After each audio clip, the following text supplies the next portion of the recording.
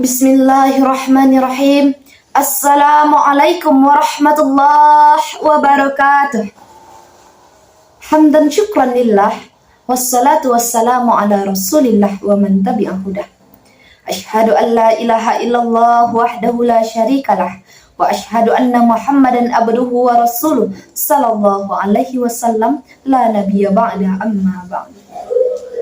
Puji dan syukur sudah sepantasnya kita ucapkan kehadirat Allah Subhanahu wa Ta'ala, karena apa yang kita genggam dan apa yang kita pendam tidak pantas bagi kita untuk merasa memilikinya. Dan bahkan tubuh ini, nyawa kita ini hanyalah titipan. Maka dari itu, marilah kita ucapkan Alhamdulillahirabbil alamin. Dan salawat serta salam senantiasa tercurah limpahkan kepada Nabiullah Muhammad sallallahu alaihi wasallam, yang mana beliau telah bersusah payah membawa kita umatnya dari zaman jahiliyah kepada zaman Islamiyah seperti yang kita rasakan pada saat sekarang ini. Muslimin muslimat rahimakumullah, manusia adalah makhluk yang berakal, yang mana jika akal itu berkinerja sesuai dengan panduan Al-Quran, maka dengan akal itu manusia dipimpin ke jalan yang lurus, siratal mustaqim, dan diangkat derajatnya di sisi Allah Subhanahu wa Ta'ala. Hanya saja muslimin muslimat, di tengah ketidakjelasan arti kebenaran, dunia serta merta manipulasi hak yang suci dari Tuhan semesta alam, sehingga membenarkan hal yang salah, menyalahgunakan arti kebenaran dan sebagainya. Dan tak jarang manusia bertindak di luar panduan. Dan terkadang manusia memandang suatu kesalahan itu kecil namun besar di sisi Allah Subhanahu wa Ta'ala. Dan adapun yang dipandang kecil namun besar di sisi Allah Subhanahu wa Ta'ala adalah ghibah. Dan yang akan menjadi judul tausiah kita pada kesempatan kali ini yaitunya bahaya ghibah. Muslimin muslimat rahimakumullah, apakah itu ghibah? Ghibah lebih dikenal dengan sebuah bahasa yaitunya gunjing. Lalu apa sajakah yang terkategori ke dalam gunjing? Nabi Shallallahu Alaihi Wasallam menjelaskan di dalam sebuah hadis. Kata beliau, maksud dari menggunjing adalah mengucapkan seseorang tentang kekurangan tubuhnya, keturunan, perkataan, perbuatan, agamanya, dunianya, sorban dan kendaraannya. Sampai-sampai ulama salaf berkata, andaikan kamu mengatakan terhadap si fulan pakaiannya panjang atau pendek, itu pun disebut menggunjing. Apalagi kamu mengatakan sesuatu yang kamu benci dari tubuhnya. Sehingga dalam sebuah periwayatan dijelaskan, dulu ada seorang wanita pendek datang kepada Nabi Shallallahu Alaihi Wasallam untuk menyampaikan maksudnya. Dan setelah keluar, Aisyah radhiyallahu anhu berkata, alangkah pendeknya dia. Kemudian Nabi Shallallahu Alaihi Wasallam bersabda, takutilah akan pergunjingan, sebab di dalamnya ada 3 bencana yang besar. Yang pertama, tidak dikabulkannya doa si penggunjing. Yang kedua, tidak diterimanya kebajikannya. Yang ketiga, kejahatan di dalam dirinya bertumpuk-tumpuk. Sungguh muslimin muslimat, di mata manusia mungkin ghibah atau gunjing merupakan sesuatu hal yang biasa, namun sangat besar kafaratnya di sisi Allah Subhanahu wa Ta'ala.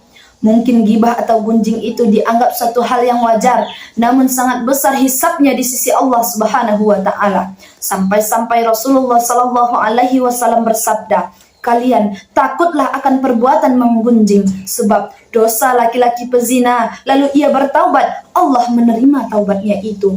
Namun seorang yang menggunjing orang lain tidak akan diampuni sampai orang yang bersangkutan mengampuni.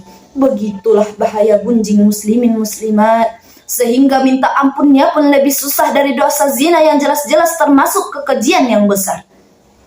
Karena kenapa? Karena kedudukan gunjing itu ada 3.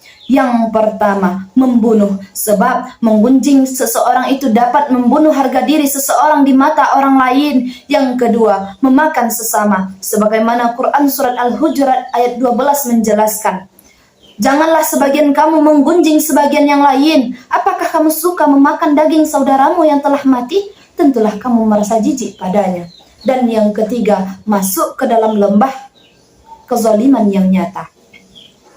Abu Hurairah radhiyallahu anhu berkata bahwa Nabi Shallallahu Alaihi Wasallam bersabda, Barang siapa yang memakan daging saudaranya di dunia, maka kelak di akhirat dia akan memakan daging saudaranya itu, sambil dikatakan, makanlah dalam keadaan mati, sebab engkau telah memakannya dalam keadaan hidup.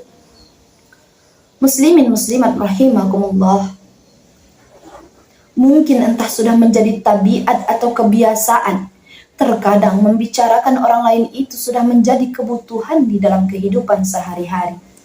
Hal itu yang harus kita waspadai muslimin muslimat, apalagi di tengah rapatnya jarak komunikasi, di tengah rapatnya kepentingan yang satu dengan yang lainnya. Perlu kita tingkatkan keistiqomahan kita dalam mengingat Allah. Karena kenapa? Karena Allah Maha menjaga hamba-hambanya dari segala sesuatu yang tidak diridhoinya. Maka dari itu, mungkin hanya itu yang dapat saya sampaikan dari penjelasan saya di atas. Ada 3 yang dapat kita ambil. Yang pertama, berhati-hatilah, jangan menyepelekan segala sesuatu. Karena bisa jadi yang kita anggap sepele itu sangat besar pertanggungjawabannya di hadapan Allah Subhanahu wa Ta'ala. Yang kedua, berhati-hatilah akan lisan. Lisan itu tidak bertulang, terlalu mudah untuk membuka aib orang lain. Yang ketiga, gapailah hari yang fitri nantinya dengan bermaaf-maafan. Bersihkanlah diri kita dari dosa-dosa kita atas menggunjingkan orang lain dengan meminta maaf kepadanya. Mungkin hanya itu yang dapat saya sampaikan. Jika ada kebenaran, maka itu datangnya dari Allah Subhanahu wa Ta'ala, dan jika ada kesalahan, maka itu murni dari diri saya sendiri. Wabillahi taufiq wal hidayah. Assalamualaikum warahmatullahi wabarakatuh.